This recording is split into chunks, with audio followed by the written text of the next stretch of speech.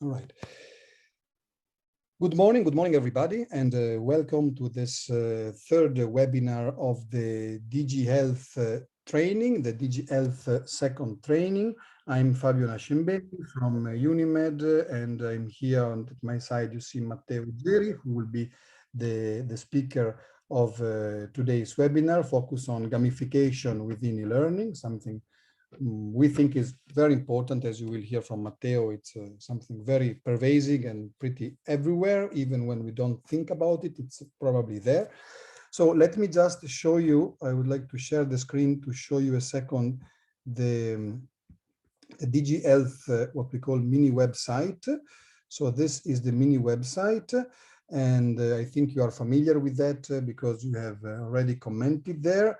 I just wanted to show you here on the left side, on the left part of the screen, we had week 1, an introductory meetup where we discussed a bit about the course and what we want to do with it. Then last Tuesday, we had a webinar by Alistair Krellman on tools and methods for collaborative online group work, very much participative and interesting, I think. And if you look at the web page, apart from the picture, we have, as usual, the learning resources suggested by the speaker and the webinar recording and the slides. And under that, and the results of the collaborative work we did, and under that, you can comment. So if you have questions about that lecture or about those themes, feel free to use this space to comment. You can see Alistair has already replied to some comment. And now we are in week 3, gamification within e-learning. So this page, for the moment, we have only the learning resources, and the webinar recording will be posted here. Thank you already for your preliminary comments to the content produced and proposed by Matteo, and feel free also to comment on each other comments, like Ala did. She replied to the comment of Joanne, so I think it's good also to use this mini site for a bit of discussion in case. So this is the idea of today, and as you know, Matteo will be speaking for 1 hour and a half, stopping in between. We're going to have a break in between, and it's going to be, as Alistair did, quite interactive. So you will have the time also to work and play with tools as usual, since this course is about methods and tools. So we want it to be as practical as possible. Now, I think I should shut up and give the floor to Matteo, who will also introduce himself. Please mute your microphones, and if you have any question, feel free to use the chat, and in case of doubts, Matteo will read the chat, or I will read it for him, and we can stop and clarify any point needed. Matteo. Okay. Hi, everybody.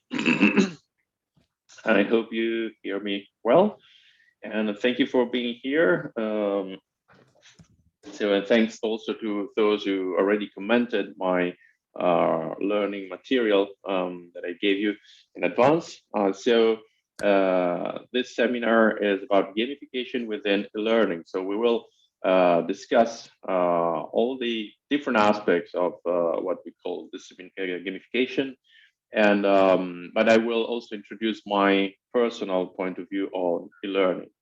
So this brings to who am I? I'm from Milan, North Italy, and I work since about 1999 in the field of e-learning. But more recently, I've been involved in several gamification projects. So since 2009.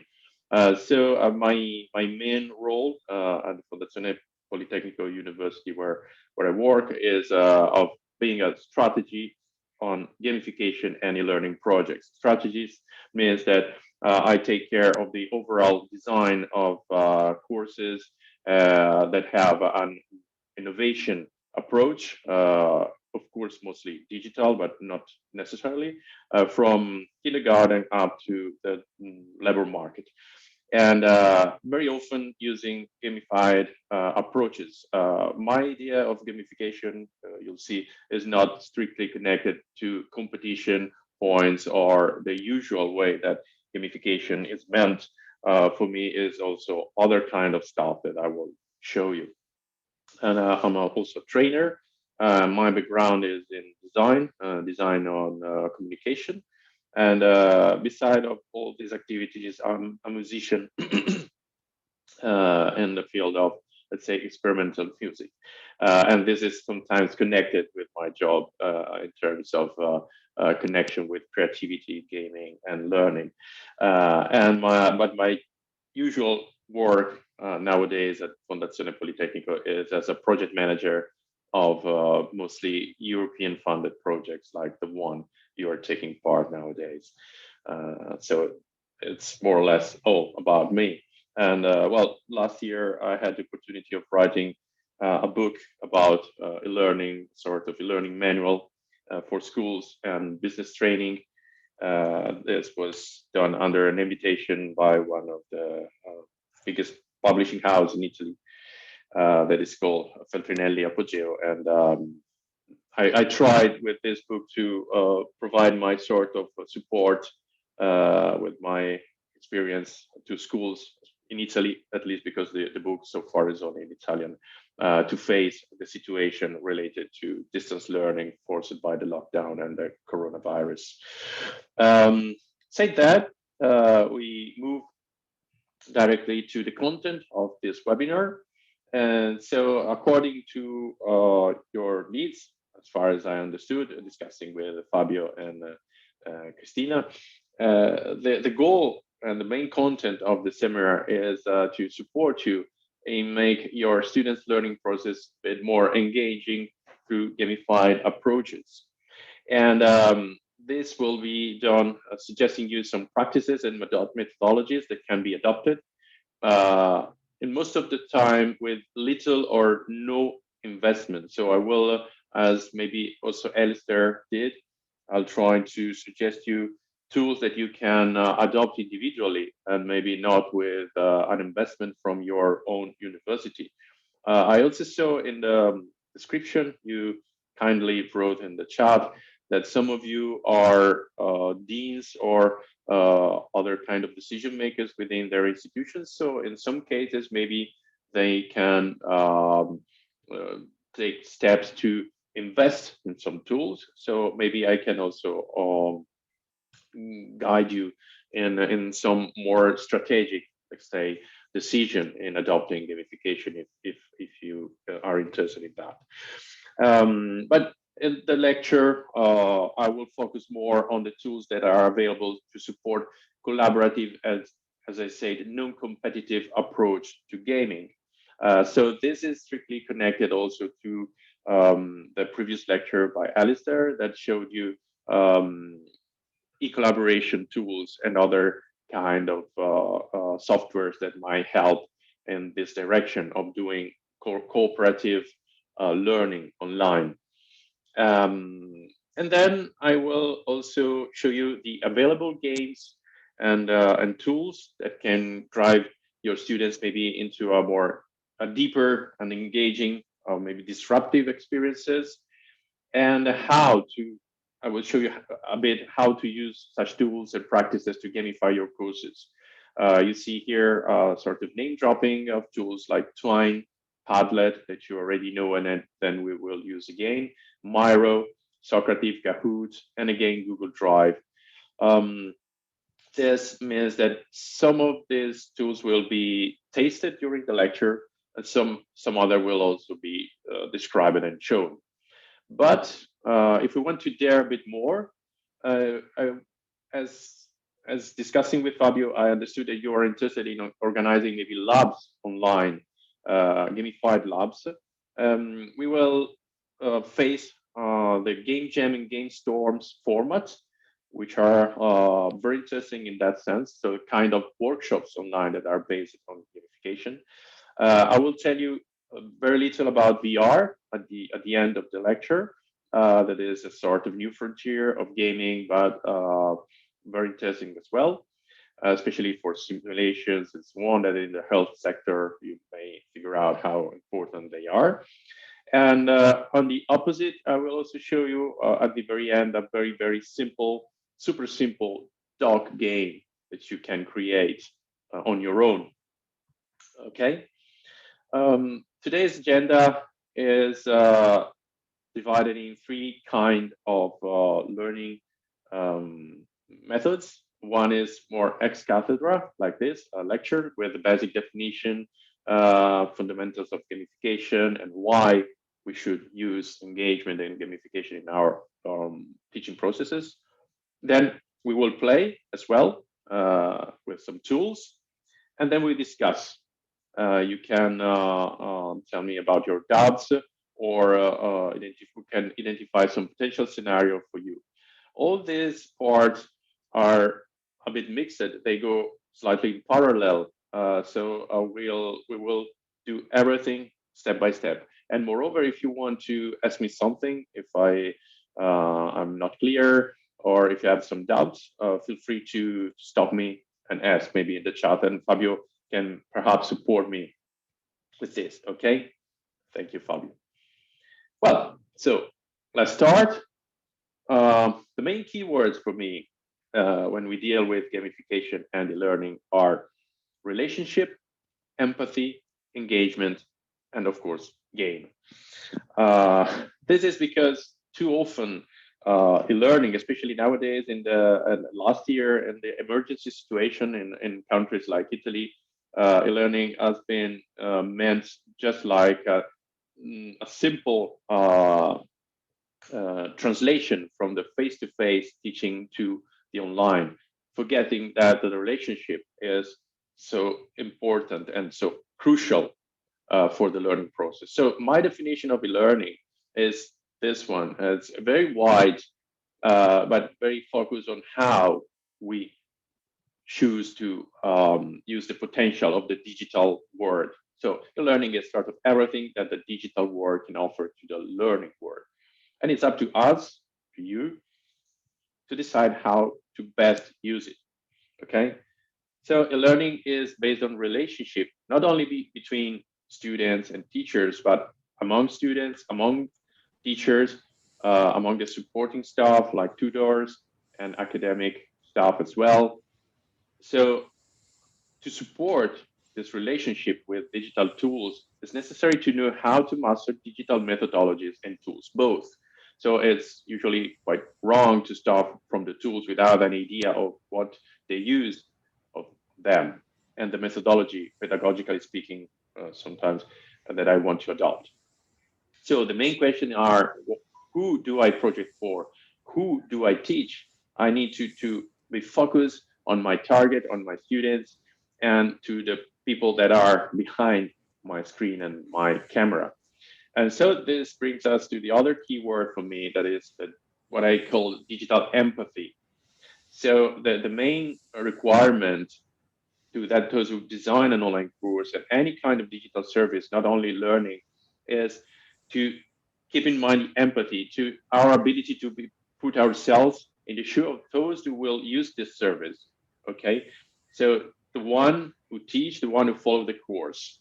And again, this in the emergency days, this kind of look from the outside out, I've been totally lost, and in many situations, I've seen so often teacher that has been forced to teach online ex cathedra for 8 hours a day, totally destroyed at the end of the day by the fatigue and without any kind of interaction with the students, and so they were very tired as well.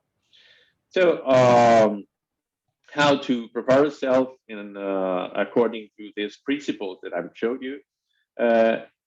We'll go to the basic definition of what gamification is. So I'd like to start with a little interaction with you. So I will bring you in another environment, which is Padlet. As far as I know, you already used it with both Fabio and Alistair, so I think you're familiar with that.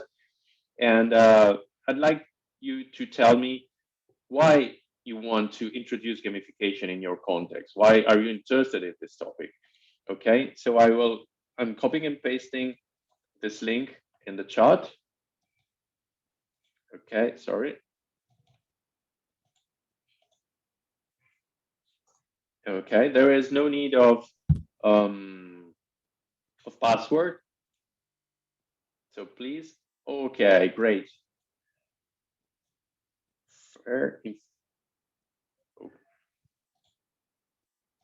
Okay, so we are now sharing the screen with Padlet. Great. Thank you to those of you that are already typing something.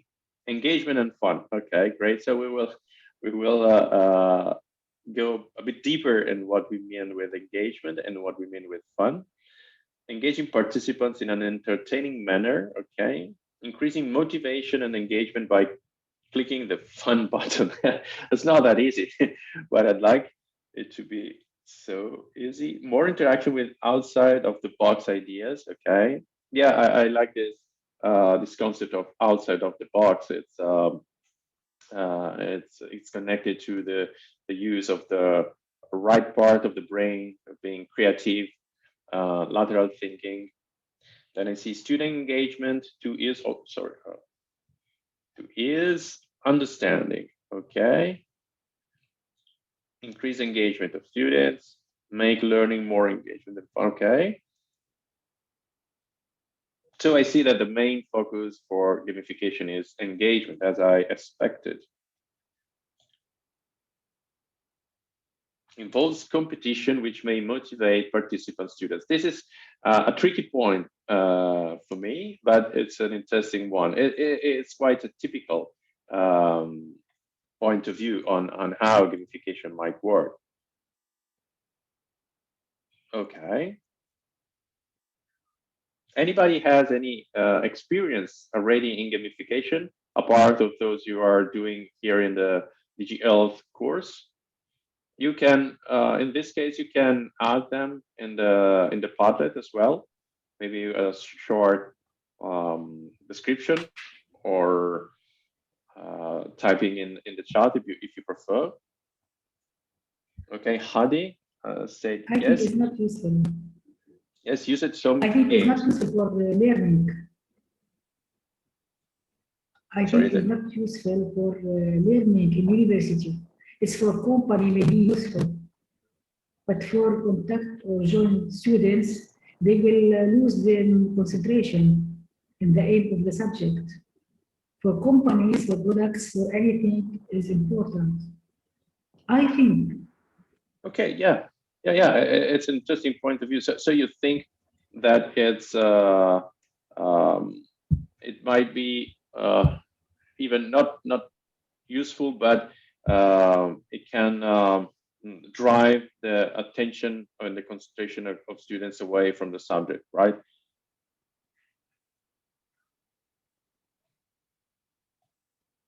You are pretty skeptical about gamification, if I'm not wrong, if I well understood. Yes, actually, I use some, I call them activities. I didn't call them games in some of my classes. Actually, I've been using this for more than 10 years. I can give some examples. I have some digital games like I use the idea of Who Wants to Be a Millionaire, the MCQ questions with the same background, the same voice, and even the format in the class, and sometimes over the internet. I used many games that are formulated for my course, or sometimes I was lucky enough to have some sort of already made games that serves our course in herbal medicine, for example. I can give a lot of examples if you want, such as we made in class certain mugs. I'm actually drinking this one.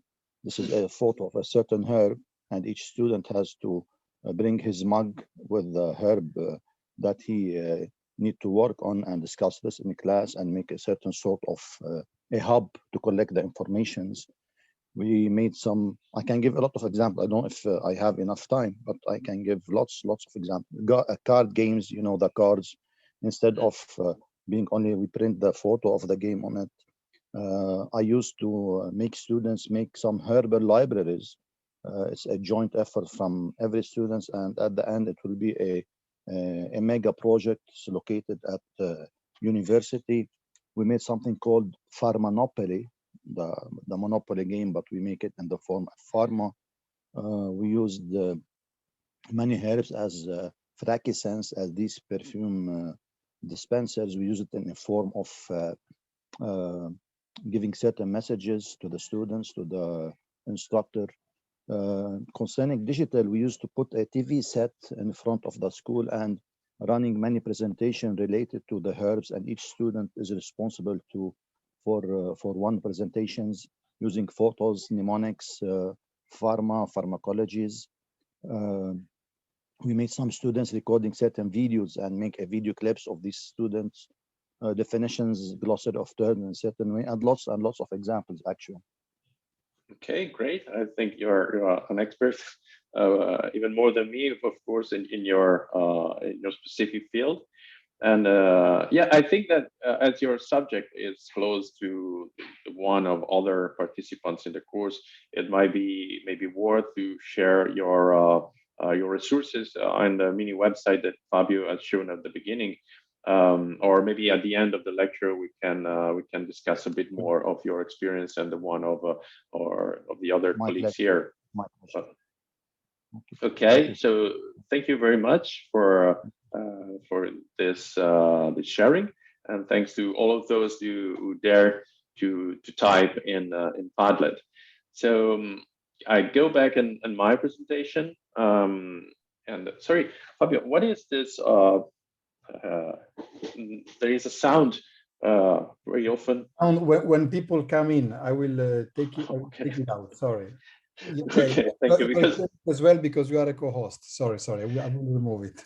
Thank you, because talking about concentration, it's really annoying. You have this sound every 3 or 5. Thank you very much, Fabio. Okay. So we go back with let's say the boring part about the gamification. As you might have seen in the learning resources I provided you in advance, there is this American game designer called Jess Shell. That is a sort of the inventor of the term gamification. In most fields, people don't like very much gamification. It's a horrible term. It's also a horrible term in Italian, ludicizzazione. It comes from the Latin ludus, that means game. But in many contexts, they prefer to use game-based learning, GBL, especially at school level, but sometimes also at university level. Sometimes there's people that consider gamification the term only for marketing, and game-based learning for learning. In our case, we adopt this definition. That is again very wide. Is the use of elements borrowed from games and game design techniques in non-playful contexts. Okay, so this may apply in commerce, in marketing. It may apply in learning at the school level, university level, or job market level. It's a quite recent term. Seems to be born in 2010. If you want to know a bit more, the source and Wikipedia is quite reliable.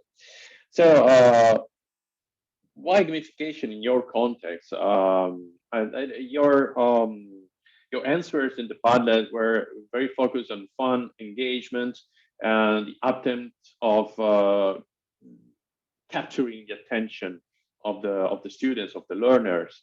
And here on the right part of the slide, you see replies that I gathered from other contexts, other people that say, okay, it's we want to use gamification because everybody wants to play, because you always learn when you play, because kids always use those ugly telephones, and we want to help them in using the phone in a more constructive way, and so on. Another maybe more depth reply is because by playing I memorize better what I learn, and so on. Okay, so gamification is really nearly everywhere, as you might have seen if you took a look to the video by Jess Shell on TED that I sent you. he is convinced that that game is a sort of a thing that will overwhelm everything in our reality. It's maybe a bit too much, but I will show you a little video example that is quite interesting in that sense. Okay. I hope you will hear the sound as well.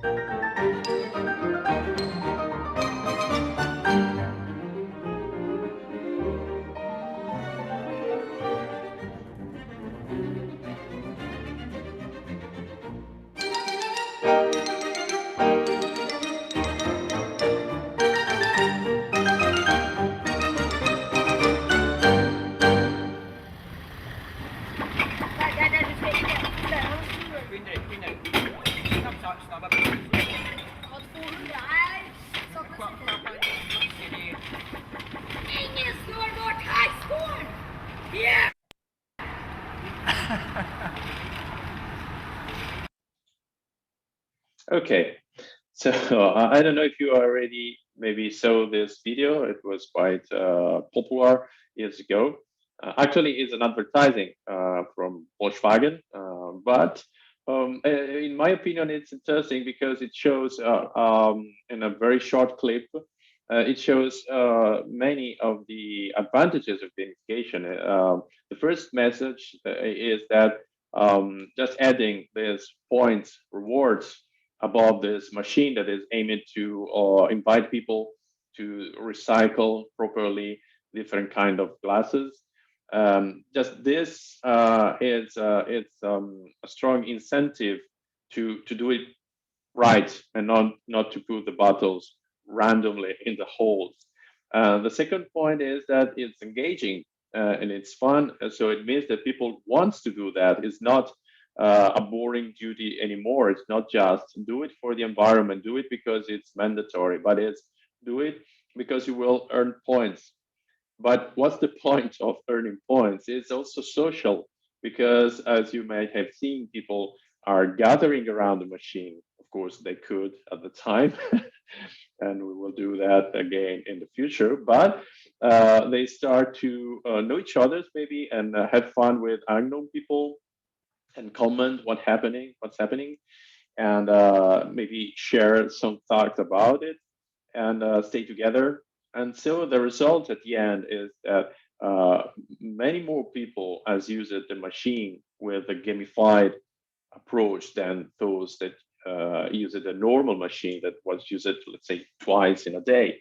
Okay, this is quite a conventional kind of gamification approach, but it's quite effective and it's not the only one. And so then now gamification is everywhere, also in the labor market, in the professional world. A few months ago, I found here in Italy there's business accessories in a shop, and business accessories were this dice. So it was very fun for me because we reached the point that dice are not meant for playing stuff at home, but maybe to do teamwork in the office or whatever. So games and learning, what are we talking about? It's a very wide field. You can do many things in the boundaries between games and learning. On one side, we have the normal common didactics or training at the university or post-university level. And on the other side, we have game. These are two big environments, big words. And in the intersection between the two, we might have serious game. And I will show you what we mean with serious game. The overall gamification concept that includes serious games and game jams and game stores. So workshops, libraries focused on games. But at the same time, we can use the so-called mainstream game in order to learn and teach. Mainstream game are the usual games, the game that maybe your kids are playing or you are playing with PlayStation or other or PC or mobile phones or whatever. So there is a learning value also in most of those games, or if not, you can make a use of mainstream game to learn something. So let's start with the normal serious game. Your colleague before, sorry, I don't remember the name, maybe Hadi, has described it, some game that is using with his students at the university, and he say, well, there are hopefully already existing games on my subject, and so it meant, I think, serious games that are, it means games that have been designed and created in order to teach something. This is an example from something did by the Plymouth University in 2015 to make a training to help fight Ebola. So this has to do with another kind of infection, very dangerous as well as COVID, maybe even more. But at the time, the main problem, as sometimes today, is to teach people how not to be contagious with other ones. And so the Plymouth University did this for the use, especially of countries in Africa where Ebola was spreading everywhere, and especially for nurses. So this is, as you may see here, from this screenshot, it's a sort of normal video game in terms of a visual, and the interaction is a 3D game, but is aimed to teach something. So we consider this a serious game. The term serious game is not adopted by everybody in the research field. Many prefer to say applied game or learning game, because serious doesn't fit with a game concept. But personally, I don't care very much about this kind of terms. Serious game is okay, applied game is okay. Another example are, for instance, rehabilitation games. And this is Rehability, is an international game partially developed by an Italian company based in Milan. It's about rehab of patients that suffered from surgical operations, for instance. And so they are not very willing to do the exercises. You see in the picture, granny, let's say. So for instance, you have been operated to an arm, you have to do this stuff every day, 10 times, every half an hour. And so if you have a machine like the bottle machine, we just saw, that counts the point and gives you a sort of reward and checks what are you doing or not, this might work. And if you do this in a more complex way, providing feedback on how you are improving your movement with a machine, this can create even a more focused engagement in the user. Okay, and this reminds me, those of you that wrote, because we want to use gamification in our courses because it's fun. In this case, we can't say there is fun. There is no real fun in doing this kind of rehab exercises, even in a gamified mode. But we have engagement anyway. So we sort of invite the user in doing something that is good for him, for his health. And this is connected again with the points of relationship and empathy. So the designers of this game experience, this gamification approach to rehab, have observed the people that have been surgically operated, and they discuss it with them. They have been in their shoes in a way, in order to design an experience that is gamified in a way that creates engagement and at the end is healthy for them. Okay, and this is another kind of serious game. It's more a serious game approach and experience than a tool like a video game like this one that I showed you before. Other kind of serious game might be lighter. They can teach any kind of subject. We have here an example of a storytelling game. It is called 20 Months.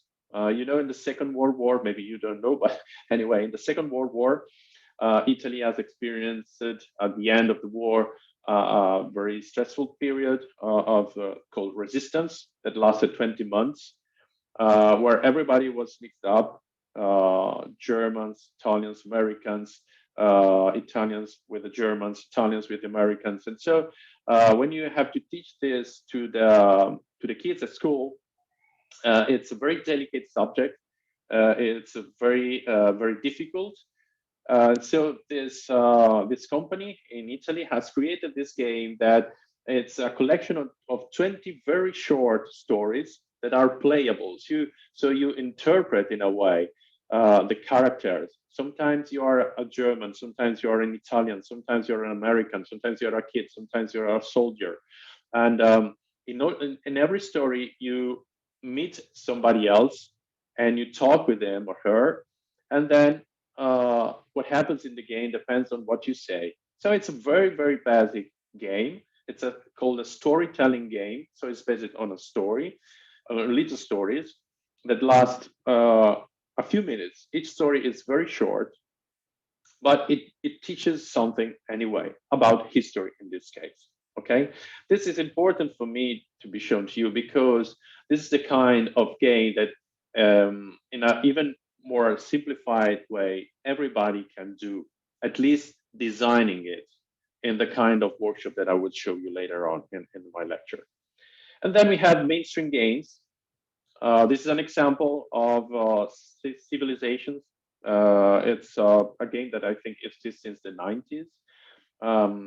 It's for PC, but I think also for PlayStation and other kind of machines, consoles. It's a game about history. It's a management game. So here you see an example on a sort of ancient Egypt environment. But this kind of games are played by kids, for instance, or adults, and they have an intrinsic learning value. Also, they are not designed especially to teach something. They are designed to sell.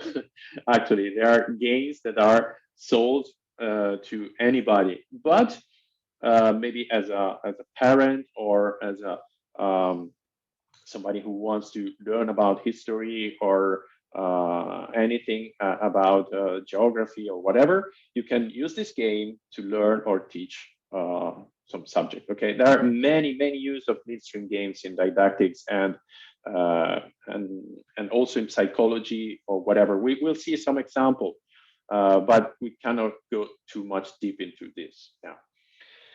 Another example is another mainstream game is based on Walking Dead. As you can see here, is not the kind of game that you can consider a serious game per se, but it's very popular among young people. It's the world of zombies or and things like that. But you can use this game to create interaction with people, with students, and discuss stuff with them. The example, it's very strange and surprising. The first time that I showed the researchers that they are Norwegian, that are using this game in the classroom, of course at school, not a university in this case, I was really surprised because the game is full of moral dilemmas. So you are a character in a world of zombie, and maybe you have to save your family from the zombies. And to do that, you can kill somebody else or push somebody else away from your village and put him in danger. What does it mean? So it means that when you play the game, you face those moral dilemmas all the time. And so what those teachers do, there are teachers of philosophy and religion, is to discuss in the classroom every choice they make in the game. They play all together, and they play by this kind of dialogues. And based on the choices of the classroom or single students, they discuss what is considered wrong or right. Okay, this is another game. It's a commercial mainstream game, but you can invent a use of such game for you. And this is the last example, the one I prefer, because I am a creative person. I love creativity and so on. So this is a game that has been built by students, by university students, with last year of school students in a game jam. So this means that I will show you better in the second part of my speech. In just one weekend, the students have created a serious game on a specific subject on their own with the help of mentors and game designers. And the game in this case was focused on food, on healthy food. So how to, I said that somebody of you is into this kind of subject. So how to feed yourself in a proper way. Sorry if I don't use the right terms. And the game was designed and implemented by the students in just one weekend, day and night. I will not suggest you to do exactly this kind of thing, but you can do just the idea of with your students of a game on your own subject through a game store. That is something a bit more, a bit little than this. And the game that I showed you before was done by these students that you can see here, the older ones. And the one that is sitting in front of the laptop is a primary school student was invited to play the game at the end of the workshop. So the funny thing was that the very young students were invited only to play the game, and the university students were together in telling him how did they designed and created the game in just one weekend. This was done in the Museum of the Science in Milan.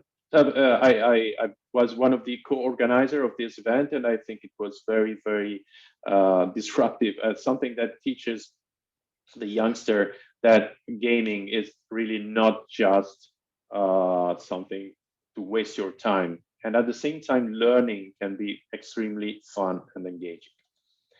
Okay, so this is another point. Before a little break that we'll do, I will make you work a bit again. The point is also, when you say engagement, when you say I want to engage my students and create something fun for them, and I want to avoid, for instance, that they lose concentration, I need to know who are they. So again, relationship and empathy. Who are the players?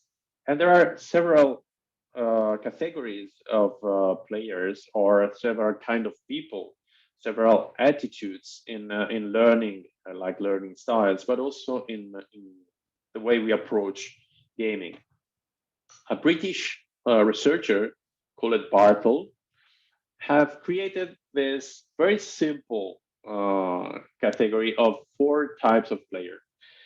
And they are these 4: achievers, those that wants to collect levels, collect points, the typical maybe player. Explorers, those who prefer playing to discover new things, new areas, secrets, with the pleasure of discovery, while the first ones they play for the pleasure of the prestige. Okay, or the socializers. Their return is in terms of image, reputation. They feel great in maybe playing in groups, in teams. So for them, also creating new contacts and creating new relationship is playing. And this is of course central also in most of social media game-based experiences. And then we have the so-called killers, the ones that want to just the victory over the opponent. They want the supremacy. This is again a so-called typical player. There is also a test that you can do to know which kind of player you are. But I prefer, in this case, again, to ask you directly with Padlet, where do you feel personally? You can also feel between two. So here in this Padlet, I will copy and paste again in the chat. Sorry, it takes a bit of time.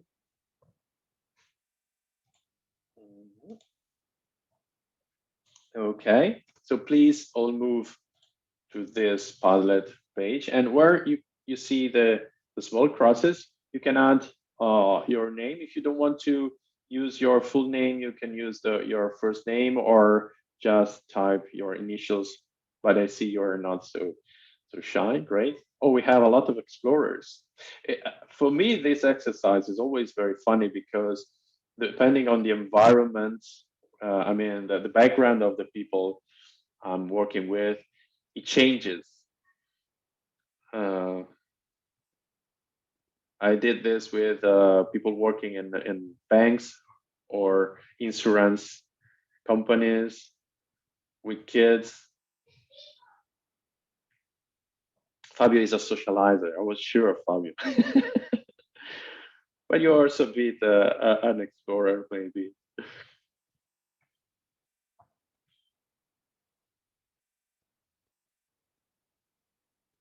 You have a very few killers, which is good.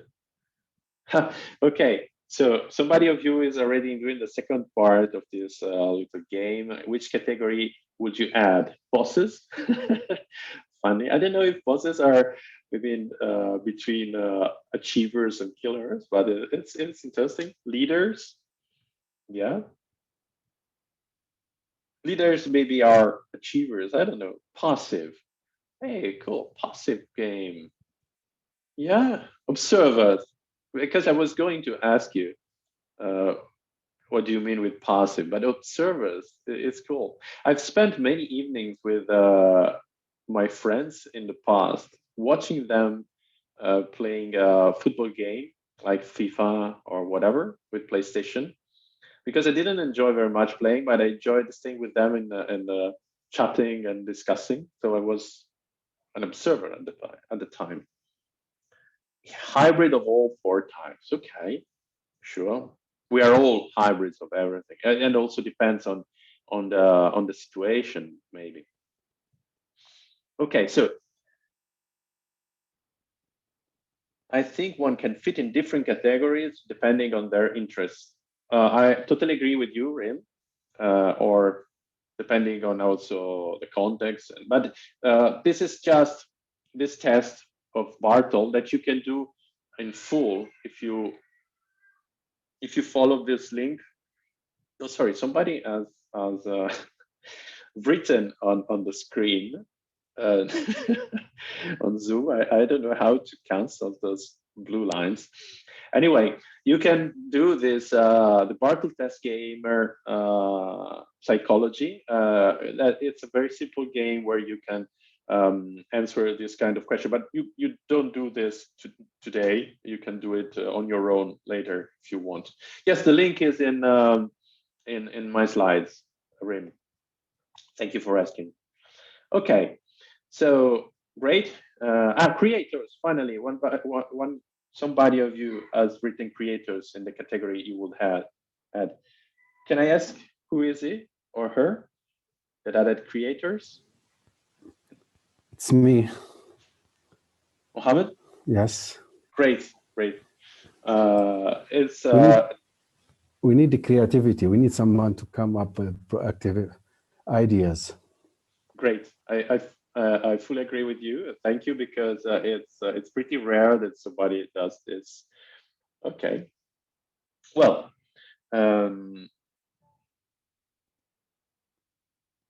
and I see other messages in the chat now. Sorry that I don't have time to to discuss everything, but maybe after a small break we will say a bit more. Okay, cool. So it's funny because another thing about Bartle test is that ourselves, we all change over time. So it's not we are maybe killers in one age, and then we become achievers, and then we become more socializers, and so on. And there are a little gender difference that tend to change over time. So the typical stereotype is that a young boy is very competitive, it's a typical killer, and an old woman is more of a socializer. I don't know. This graph is about the attitude on competition on the gamer motivation profile, and it's interesting. I don't know if you might agree or not. I'm not really into this kind of gender differences, but it's an interesting research. Why is it important to know your players, your users, your students in that term? Because when you design the game mechanics, if somebody of you has taken a look to the learning material I've sent you, there is this MDA model where M is mechanics, the way that the game you do, or the gamified course work. It depending on the kind of reaction or of the motivation of the player, you will design those mechanics, okay? Because if you just think, okay, I want to make competition among my students to make them more engaged, and they are not killers, neither achievers, and they're all socializers or creators, it will not work. You will not create engagement, okay? And the Bartle categories are pretty simple, a bit shallow, I may say. So there are other kind of motivations, maybe positive, negative, extrinsic, intrinsic. So this is another example of motivation that works not only in a game, but also in your work, everyday situation. So it's much better to push and be focused on an intrinsic motivation, something that your students wants to do anyway, than to force an extrinsic motivation like I will punish you if you don't do this. Okay, even with maybe children, it's the same. As a parent, I know that often it doesn't work to punish a child because it doesn't do something. And then we have more complex categories of motivational factors. If you are interested in research about that, I suggest you this framework from this Chinese American researchers is Yu Kai Cho. I don't know if I pronounce correctly. And he has these 8 categories, like epic sense and goal, progresses and sense of accomplishment, and so on. But in this case, we have something that goes more deeper and that embraces the wider human being, like including unpredictability and curiosity, for instance, or the sense of ownership and possession as a motivation in doing something, in playing a game. And then you see that in this octalysis, there are some other more descriptive words about the motivations. And then last thing I want to say about that, the very basic of gamification, is the difference between entertainment, engagement, enjoyment, and even fun. Fun is a word that I tend not to use. Sorry for those who wrote it in Padlet. I'm not criticizing you. It's just an overall point of view, because fun, it's nearly abstract. And but in English, for instance, the term that most of game designers like Ken Wong, this Korean game designer, very famous, very popular in the game field, it preferred to use. So enjoyment, it comes from enjoy, enjoying something. It's maybe not so fun. It's sometimes it's make you feel better, make you feel comfortable. Okay, like a situation where you feel welcomed. Okay, and so when you design a game, or when you choose a game or a gamified approach to teach, you have to ask yourself, where does enjoyment come from? And so here are some examples of existing games. Some are pretty known, like Pong and Pac-Man, Super Mario, and some other more recent. They move it the way they create enjoyment in the user to another field that is not the typical mechanics of shooting, killing, and being fast and moving the characters. Okay, and it's also different from entertainment, because entertainment is more related to, say, mainstream game, and also watching a movie is entertaining, but is not engaging in the terms with that is interesting for us as teachers. Okay, so I think we will move to this second half of the presentation of what do we mean by game after a short break, if you agree. 10 minutes break, so it's 5:12, and maybe at 15:12 we'll be back here in Zoom, and we can have time for a coffee or a tea. Or I think it's a good idea. I just wanted to, since some people in the chat were saying that they have experienced some games themselves. So in case, for example, Sana was mentioning some activity therapy that they used. So maybe later on we can have a moment so that you can also give your opinion, also your expert opinion about these activities. Okay, for me a break is great. So we meet in, let's say 1:15 your time. So in 9 minutes, 8 minutes from now, because then we need to close in 53 minutes. So see you in 8 minutes.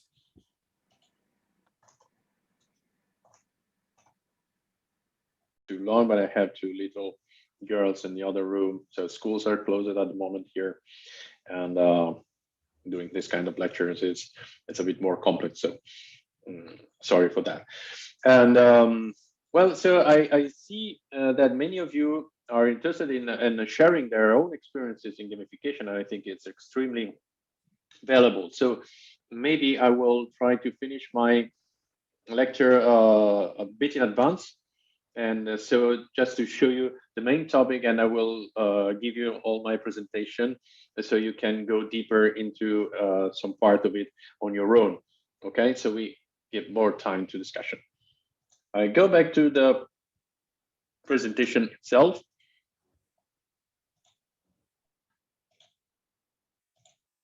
Okay, I'm again sharing the screen. Was it okay, Fabio? Okay, so what do we mean by game? As I say, the main focus, just to recap a little bit, is on empathy, and because we are the protagonists of the game. Okay, this is what differentiates it also from other forms of entertainment. So we might have competition, cooperation, creativity, participation, all coming together in this sense of empathy. I am the one who was in the story. I am the one who's playing. I am the one who's deciding, and then I generate engagement. So how do I involve people?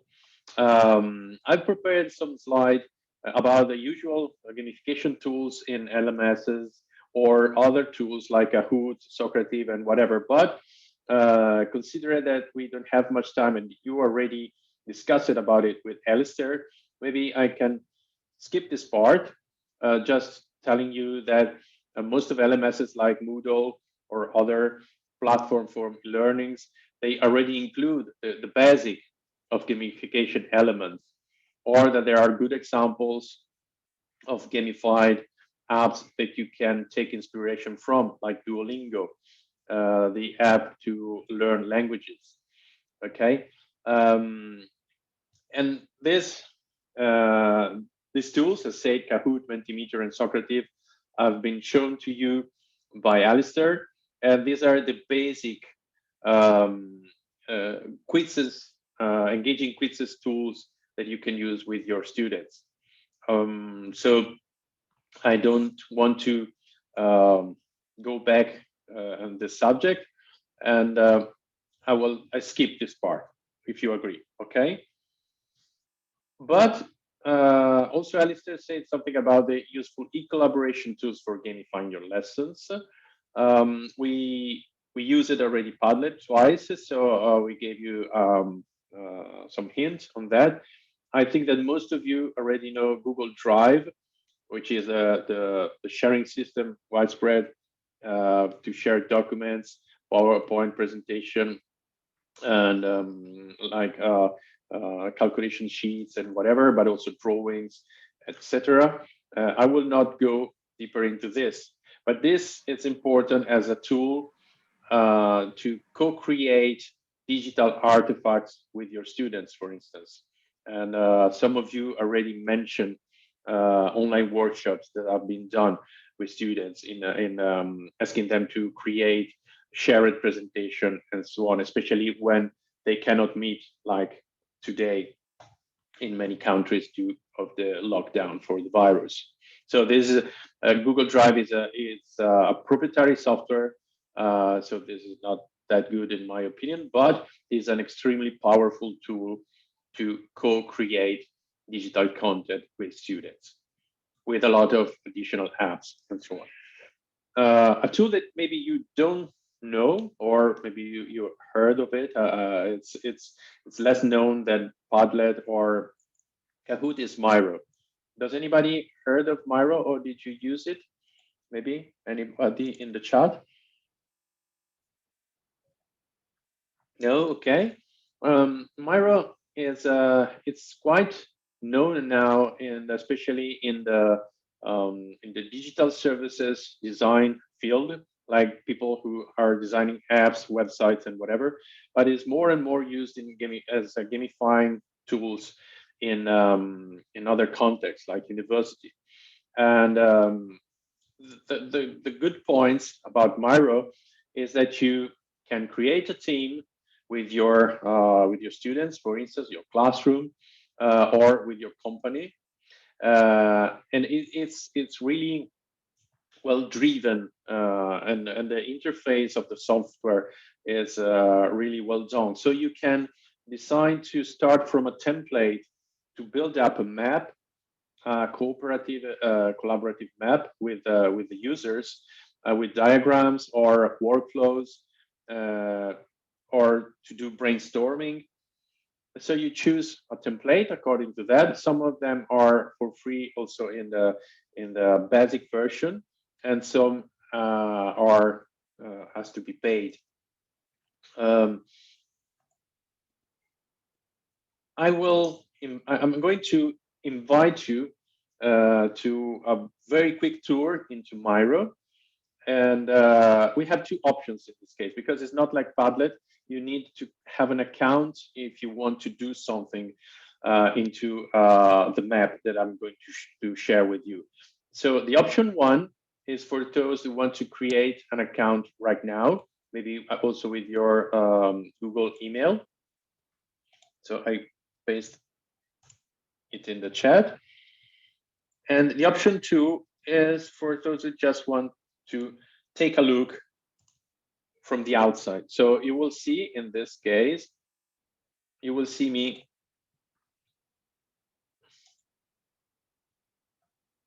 using the map. Okay.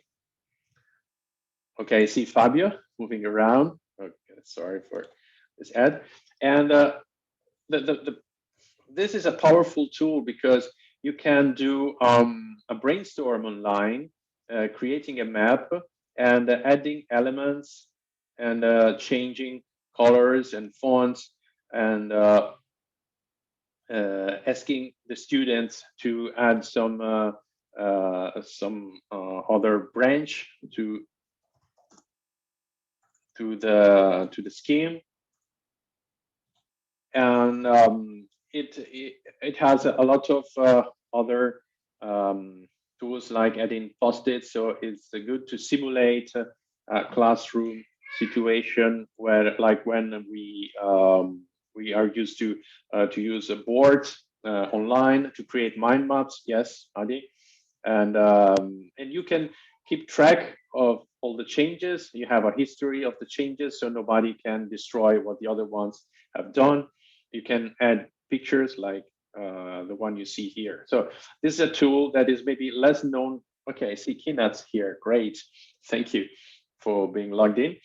So it's a very powerful tool for online brainstorming. Okay, this is then up to you on how to use it. And the basic version has a limitation only the fact that you cannot do anything private. So anybody who has the link can watch it. But if you don't use it for business, I don't think it's an issue. Okay, see also Firas. So great. So I will let you explore this later on. You can create action plans like Intizar is saying. Perfect. Okay, so I said I need to move faster. And so again, there are other kind of word learning gamified experiences that could take place. And this is the last one that I'm going to involve you. It's called Gather. You know, gathering, assembly is forbidden in many countries heavily affected by the coronavirus. And so gathering is sort of bad word. Again, I will copy and paste this link in the chat, and I will invite you into, oh, sorry, it's again the old link.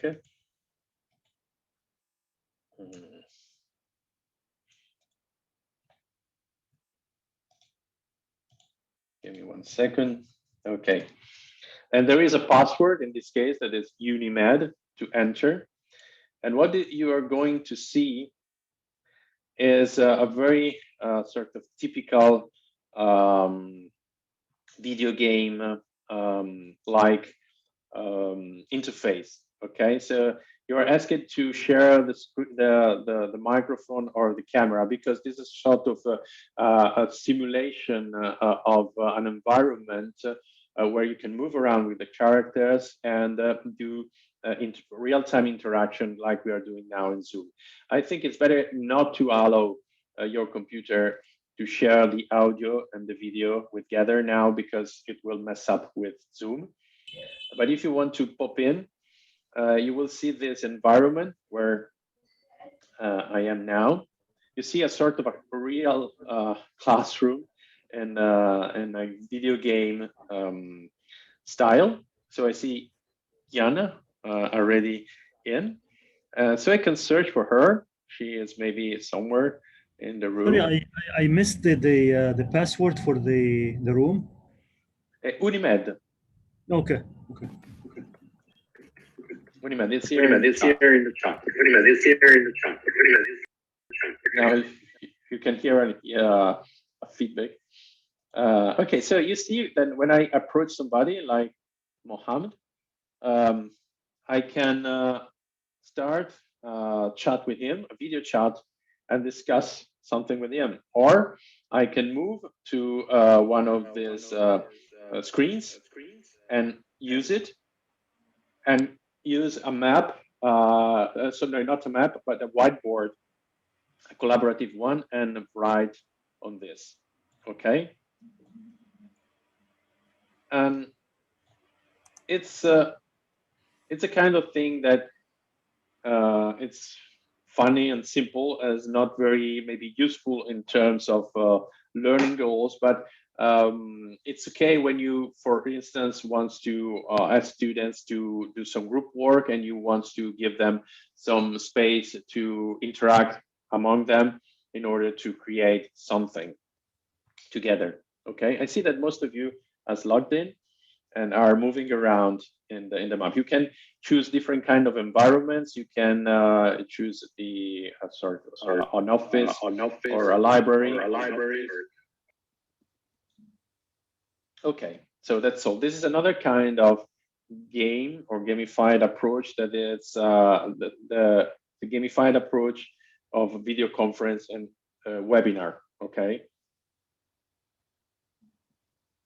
I stop this. So we go back to my presentation now. And I will just go directly in the last 10 minutes that I have before I leave some space for discussion. And not that much about what a serious game is and how to design a serious game. عشان تشتغل معهم لازم تحط Sorry, there is somebody with the open mic. Okay, and so I will skip this part and go directly on a short explanation on how to organize maybe a game store online with your students in order to create a serious game together. Okay, doing a serious game means to, as say, to make converge two different kind of things: entertainment, enjoyment, and learning. And but the results sometimes can be quite ugly and not really working. How to drive maybe your students in order to have a gamified approach based on creativity to ask them to build up or design a serious game on a specific topic. This kind of game labs are called game storms and game jams. The game jam is a quite known format that is linked to a global event called Global Game Jam that happens once per year in January, and everybody in the world can participate. Many universities are participating every year, and often the university that has the highest number of participants is the University of Cairo in Egypt, and Milan was third in one of the last editions. So there are thousands of people taking part of this. It's the format. It's takes inspiration by the hackathons. So by this kind of laboratories where people is invited to develop a software or a tool. So it comes from the technical field. From it originally is an event for, let's say, nerds, people that likes to do coding and whatever. So the goal of the game jam is to ask the participants to be divided into groups, and each group has to develop a video game on a specific topic, which is not serious most of the time. It's something very general. So the kind of winners are this kind of these students in Korea 2 years ago, that they are university students that build up a game where a cat thinks that he is a bird. So this is not really anything that has to do with learning, a part of learning digital competencies and group working, or this kind of soft skills and time management and working together. But if you want to push it a bit more in terms of learning goals and less on coding and IT, you can do a game storm. Game storm, it can be done even with paper in a room, in a classroom, in a physical space, asking the participants to develop a game on a specific learning goal. It can be connected to pharmacy, history, or whatever. We did it, me and my colleagues, we did it with children with primary school children. So because the point is the idea of the game, the structure of the game about something. In this case, we did a game about fear in the library, Haunted Night in the library. Okay, and this was a game storm done with the children, and we also asked them to make drawings about that and design the characters, the protagonists of the game, the levels, and whatever. And these are pictures of us working with the young students. But you can do it with university students, and this is a product done on intellectual property. So for a course in university or on intellectual properties, we asked the students to design their own games on intellectual properties. And to do that, we provided them with short anecdotes and stories from the history of intellectual properties, like some stolen patenting idea and whatever. And so they analyzed the stories, the anecdotes, and tried to gamify them in order to create interactive stories with characters, dialogues, and so on. So the final product of a learning game store can be not necessarily a working game that can be developed afterwards, for instance, by a company, but just the idea and the structure of the idea. So what you need to do that, let's say you take your class and you divide it in groups of not more, you take a class of not more than 25, 30 people, and you divide the participants in small groups of 5 people maximum, and you assign a serious goal or theme to be addressed by the game. So the game has to teach the player on a specific theme or goal. And the question is, which kind of game would you make to teach how to feed yourself in a healthy way, the history of your country, algorithm, or one of your own teaching subject? So it's important to provide your students tools to communicate and share, like Miro, for instance, or if they want to build up maps and so on. But communication tools, they can use the usual ones like WhatsApp, Skype, or other more specific like Slack or Discord. I don't know if you've heard of them. And you suggest sharing tools like Google Drive or spaces online where they can upload the digital presentation and artifacts that they are doing. This is because if you wanted to do it online, of course, if you do it in the classroom in a physical space, it's easier. You don't need to use Slack or WhatsApp or Skype to organize the groups and the conversation between the students. You have to give them the very basic game elements in advance. In my learning material that I sent you, there is something about the model MDNA in the learning resources. So you can take a look on that. It's the basic of the elements of a game. I will not go deeper into that. It's not that important for the game store, but it's very useful. So what the game is made of. And then as the participant to identify the main elements of the subject and the learning goal. So they go deeper into the subject and they analyze it in order to design a game. They use the lateral thinking, they use the right part of the game, of the brain, and they use their own creativity.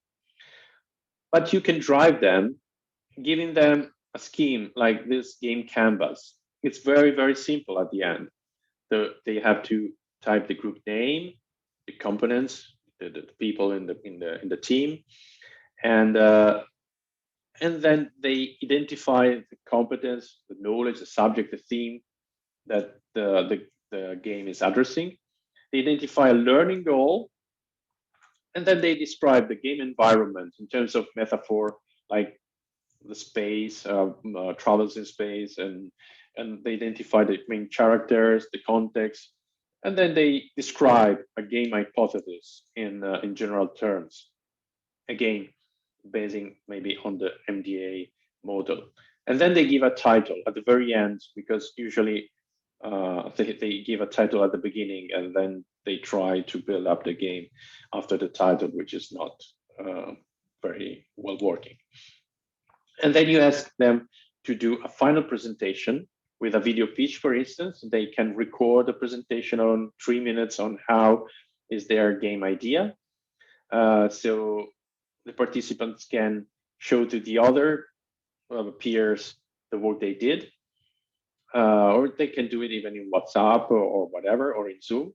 And then they can do a presentation, a scheme with Google Drive, with Miro, with Padlet, or with more specific tools to do game schemes like Twine. That is this one. It's a tool widely used to design games professionally, but it's completely free. So you can try to explore this.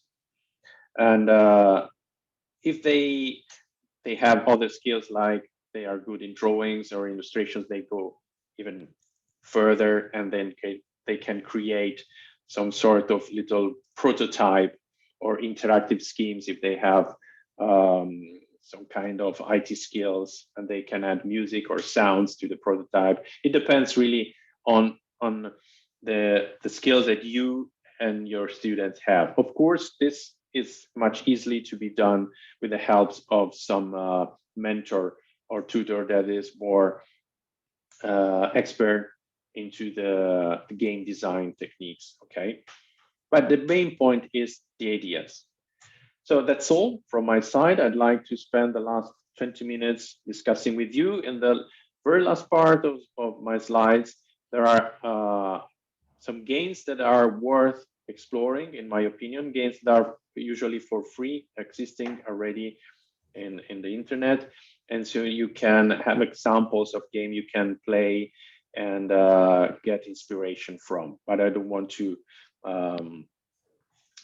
distract you too much now, because I think I gave you maybe too many inputs today. So it's good to discuss now with you.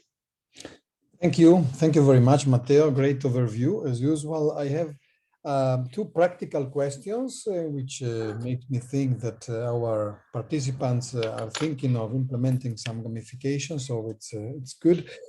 Well, actually, I also share these same questions. I have to say, this curiosity. So the first is, I know it's not easy to reply, but is how much time does it take to develop a game using, for example, the softwares some of the softwares you were proposed? So let's say, of course, I guess it depends a lot, but can you provide some examples of something maybe very easy and short, or something more complex, just a general idea?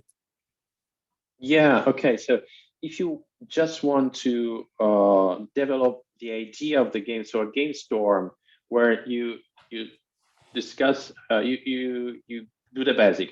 You tell the students about the basic of game design with the MDA model, what a game is, what a serious game is. Then you provide some information in advance on the topic, on the subject from your own course, and then you just ask them to create the game canvas and a scheme at the end with PowerPoint or Twine or Miro or Padlet that shows the game idea. You can do that in one single morning, let's say 4 hours. It can be done in 4 hours if they know already part of the subject. So if you have your course at the university on your subject, and then you take a specific theme that becomes the learning goal, I think it can be done in 4 hours, usually with the help of somebody that is maybe more into the game design. And then at the end, you have those games ideas, let's say 5 groups, 5 games ideas expressed in 5 short presentation, or maybe better, 1 entire day, so 8 hours. If you want to develop a prototype, you need more competencies and softwares and blah, blah, blah. And maybe a couple of days, if it's gone very fast, like in the Global Game Jam, or a couple of weeks if you prefer to do it in a wider span of time. So you go step by steps, and you do webinars, and you do all the different things in different moments of the 2 weeks.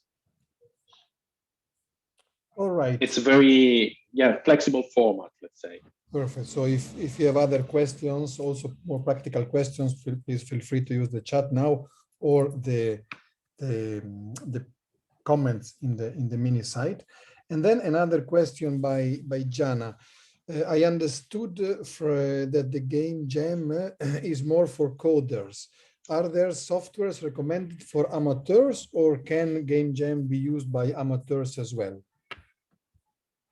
Yeah, I think you're right. The Global Game Jam is for coders, or also in the teams usually also have maybe designers, illustrators, musicians, sound designers, or storytellers.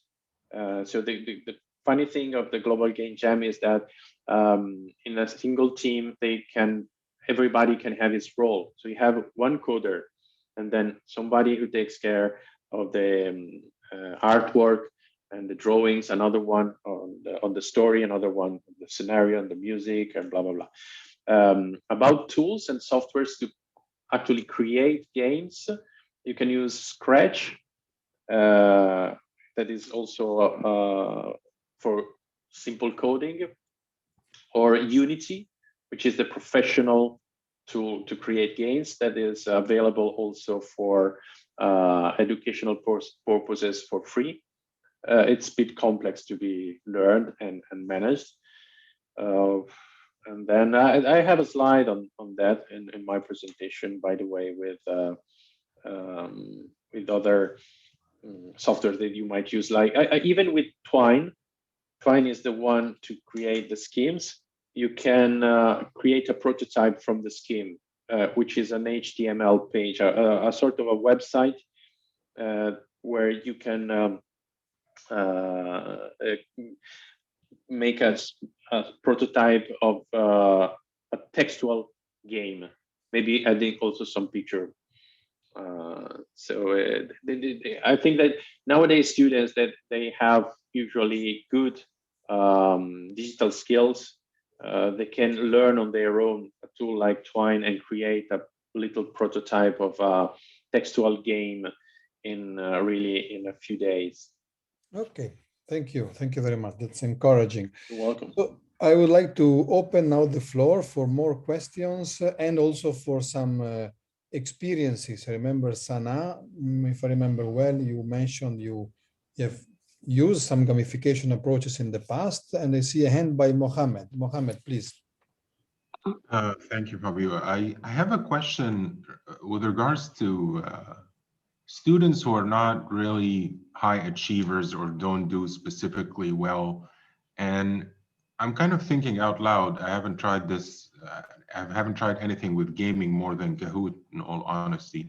But I'm wondering if this kind of increase in drama would kind of increase the psychological toll on them. So they'll be losing, not doing good in classes, and also the gaming if they screw things up.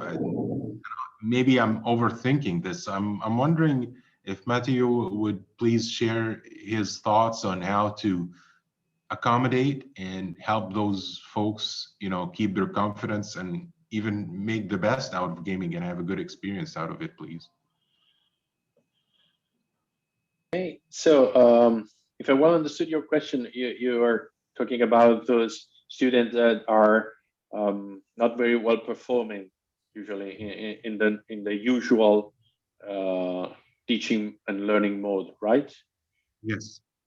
To address them. Yes, this is a very, very good question, because in my experience, getting back to the 4 types of gamers, we have this kind of typical approach in teaching, especially at school and university level, which is ex cathedra. It's I have the knowledge and I broadcast my knowledge to the classroom in face-to-face or online.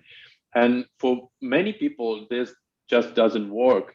They, especially at school, many boys or girls have some attention deficit, and they need to do stuff to be involved, to learn. And in my experience, like in the picture, the photos that I showed you with the very young children, one of them was this kind of boy that really doesn't want to learn. It's very difficult. It always scream in the classroom and blah, blah, blah. But when I was talking about games and asking him and the other ones to do a game, it totally changed it. It started to type notes and minutes of what I was saying. And the teachers were like, wow, he never ever typed any notes in his life with us. And at the end of the workshop, it was so engaged that he was telling the other peers, the other children, how to do things. And so, because when you push the gamification so far with creativity and workshop like this, also at university level, you can maybe grab those that are not fitting with the normal ex cathedra teaching way. Okay, that's the power of gamification in my opinion, in that sense. And just to reply another question from the chat, that it's exactly on the other side, how does Moodle do gamification? Learning management systems like Moodle usually have this kind of standardized gamified approach that collects points from the activity of the users. So how many times a student has written in the forum, how many times he logged into the platform, and he did the assignments, and he watched the outside resources on videos. And this is very classical. I love Moodle because it's open source. It has a lot of possibilities, but the gamification tools into platforms like this are a bit old styled, and they keep following the stereotyped way of game players, like collecting points, achieving goals, and being the first, or having completed a level, an environment, a module in the course. I hope it's clear. Thank you. Yes, and I've also posted a couple of links I just found on YouTube. Yeah. On Google. Thank you. Don't. Yeah. They were not approved by Matteo, but I think one is the list of no. by Moodle. They're okay. Explore. Yeah. I'm okay. It's just another shape, another part. Exactly. It's another approach. Absolutely. Sana, I see you have your hand up. Okay. First, thank you for these very interesting lectures. Actually, she added to me a lot of informations. How I will try to think again. We're doing what is called in our course activity therapy. And this course, we try to make some activity with the patients to get some informations about the patients, for example, his attentions, his symptoms.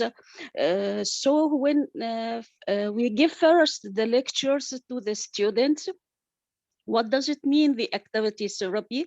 What are the types? And according to every patient, we choose the kind of activity we will use with him. So this is an interesting lectures to use some of the games with the patients, because we used some arts, some exercise, music, drama, to help the patients to be observed during participant observations. So he doesn't feel guilty that some person observing him, because we're dealing with the mentally ill patients. So we want to know his symptoms, his attention. Sometimes we need to direct his attentions. So we use this activity. So I thank you very much for these lectures. It gives me a lot of information to add it to my course. Thanks a lot. Thank you, Sana, for this extremely kind comment, and I'm extremely interested in what you do, because my degree thesis was about mental health and creativity in terms of gaming. So it's a field that is very fascinating to me, and and congratulations for the work you're already doing with that.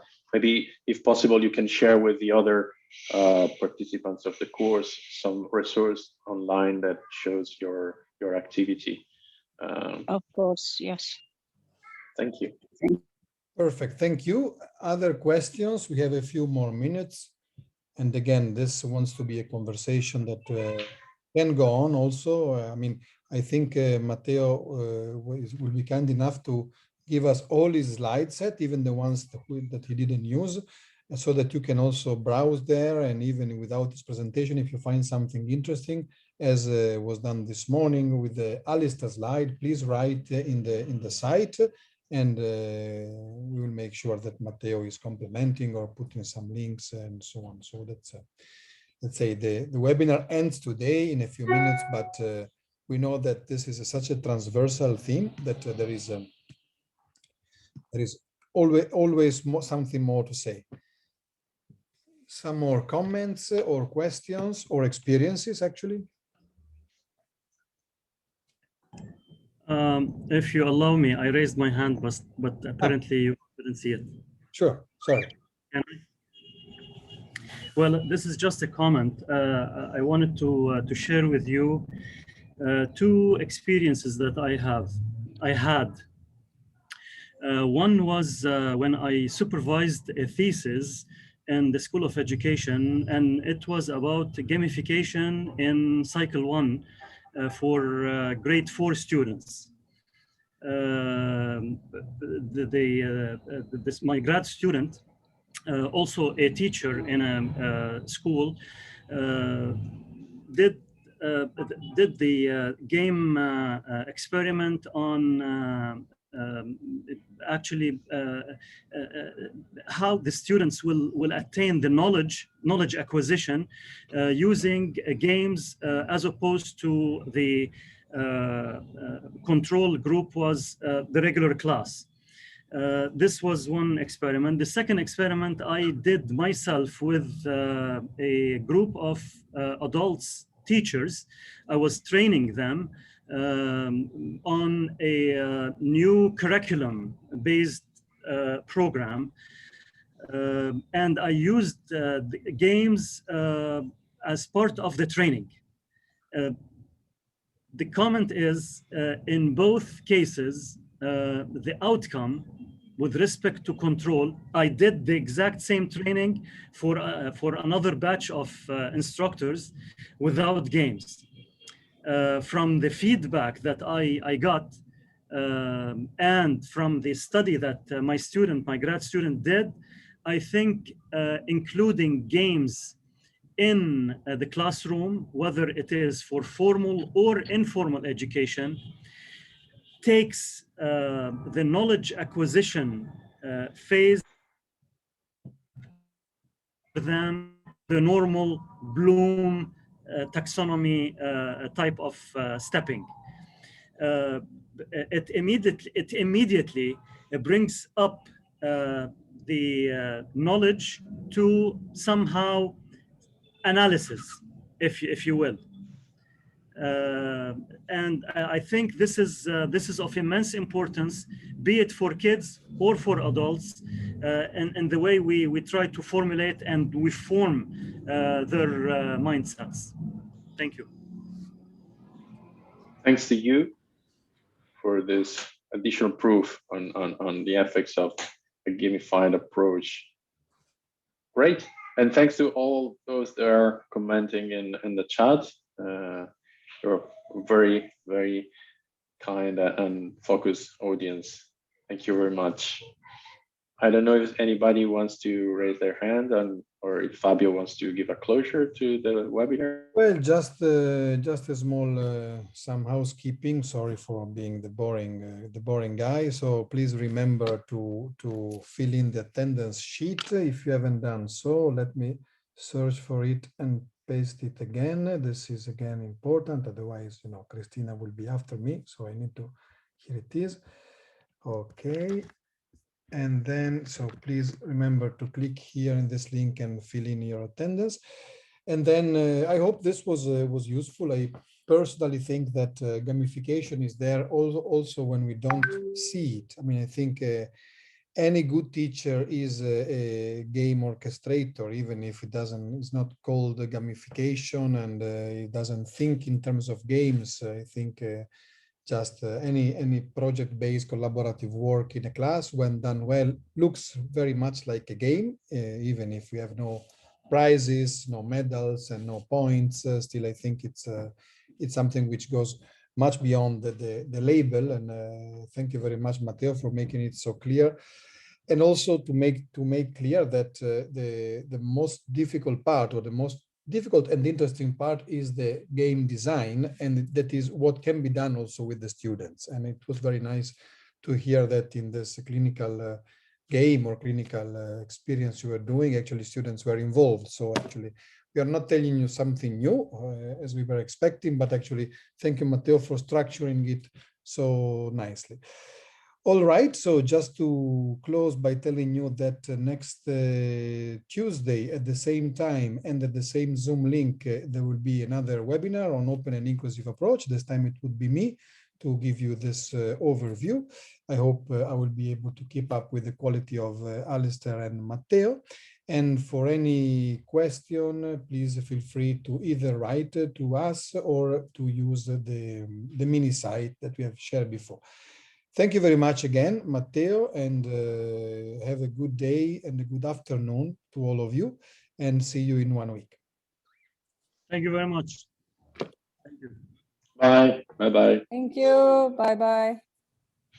Thank you. Bye-bye. Take care.